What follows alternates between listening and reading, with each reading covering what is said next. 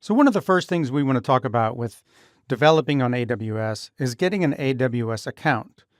Now, creating an account is free, and a lot of the services are free. Some are limited by time and some by usage. So they do have these limits, and after that, you do have to pay. So when you create an account, you have to provide a credit card. That allows them to charge you when you go over the limits or past the time period. So if we go to the website aws.amazon.com/free, we can see the details on what is actually included in a free account. The first tab that's brought up is the Featured tab. These are some of the services that they want to highlight for a free account. And the second tab we can look at is the 12 months free.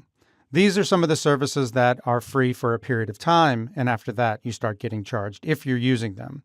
For example, the API gateway allows you to hit 1 million calls per month before you start getting charged. That's more than enough to start development and even testing. There's also services that are always free.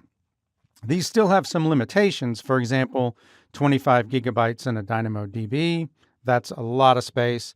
All these other services also have limitations, but the sizes are pretty large and allows you to do a lot of functionality with it. Again, here with the AWS Lambda, you get 1 million free requests per month. And some of the storage options are also included with limitations like 5 gig for an S3 bucket. To get started, you would click the Create a Free Account button and sign up.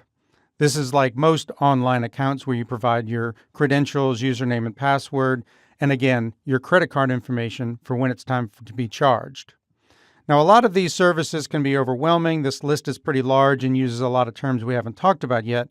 But as we go through this course, you'll come to understand that a lot of these things are configured for you, are included in your account when you create something else, and it won't be that overwhelming. We're going to get pretty comfortable with this as we go, and it's going to be a lot of fun. So let's get started.